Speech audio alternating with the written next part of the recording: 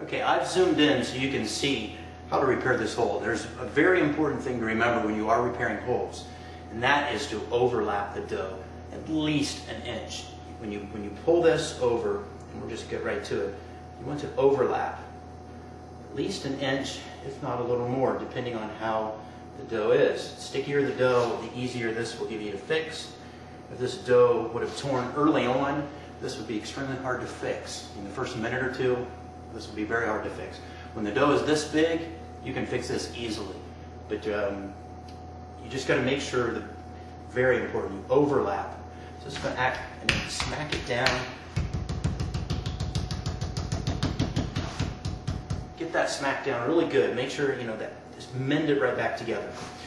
Now, you can lift that back up off the floor very carefully, or the table, wherever you're working on, and bring it right back out to where you were. Like you said, if the dough's warm, this is later on, you can repair this and it's almost like it wasn't even there. Whereas if this happens early on, it'll tend to tear again in that same spot. So you may even need to overlap it more if it's a tear early on. Or you may even have to ignore that hole all the way around until you get later on in the dough has gotten warm, it's gotten sticky, and you can actually get this to mend. And in typical, you can just work another hole here. Very easy to fix. You get small holes like that, just overlap them. Smack them back down. Keep in mind that spot is stuck to the floor now.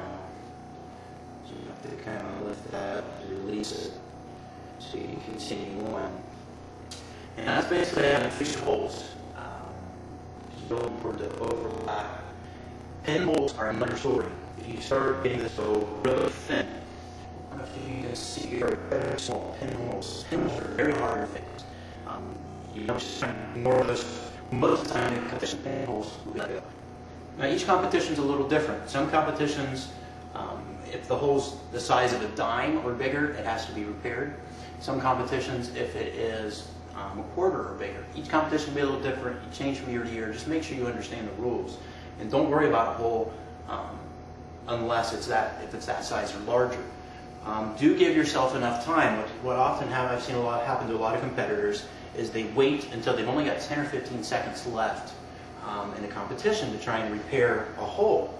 If you've only got that much time, what can happen is once this dough gets really big and really brittle, really thin, while you're fixing a hole, you'll actually tear another one in it right beside it, and it'll just be one right after another. It'll be like a cascade of one failure after another, and then time's up. You've got to give up. Now you've got just a big hole ripped in, and you're totally disqualified. One other thing I want to point out when we got the dough here on the floor is this. You can see this outside ring is thick. This is actually a little bit too thick on the floor. You want to try and avoid this outside ring like I've got it here. It'll be a little bit hard to avoid getting that ring, but that's why you want to pay close attention to that outside edge to reduce this as much as possible. You've got a lot of mileage left in this outside ring that you could actually easily add another 6-8 inches on your size by just working this a little better in the air. What I want to do now is show you how to get a little extra mileage out of sticking this to the floor. This has been pretty much banned at Italy at the World Pizza Championships. There's a few individuals that spent most of their time sticking it to the floor rather than stretching the dough like they were supposed to. In Las Vegas, you've got a minute and a half to work on the floor. Italy, you've only got 10 seconds. So just scratch this for Italy totally.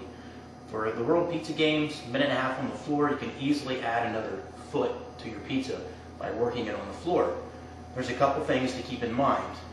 The first thing is that depending on the surface that you're working on, it may not stick. And this could just go out the window again in Las Vegas at the World Pizza Games. If there's a lot of flour where you decide to lay your dough down, this is for either competition, make sure it's a clean area. Make sure you lay the dough down in an area that is not covered in flour. As you can see, there's flour on the floor now. It's unavoidable to an extent, but make sure you're not in an area where it's all over the floor. And then the last thing to keep in mind is your hand, as you're sticking this to the floor, may stick to the dough on top and actually rip a hole in it when you take your hand off.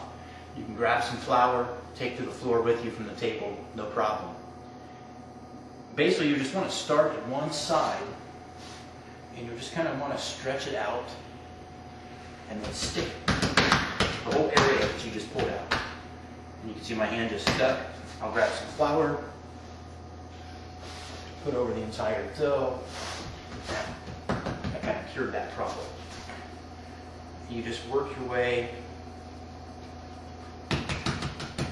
all the way around it.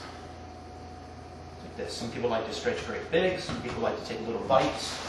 Bear in mind as well, if your dough does not end up in a round type shape, the World Pizza Games, you'll be disqualified. If you've got a starfish looking thing, you'll be disqualified. You can lift up underneath of it and really give it a good stretch like that. And you'll be able to kind of tell how much the dough is giving. Pay close attention to any holes that you've mended. Those will be the weakest point, and they will tend to tear at that point there. Sometimes you can actually lift up underneath of it, bring a really, really large chunk out. Hold it with one hand, and smack it down. Be careful, sometimes you will unanchor the spot that you've just pulled out when you work on the next spot, so you want to be careful that you don't defeat the purpose of what you're trying to do. And just keep working around. It all depends on the dough. See, I've just torn a hole right here in one of the spots where we mended earlier. Close that up, lift up underneath of it, pull it out. And that's pretty much what you got. You want to try and make it as round as you possibly can.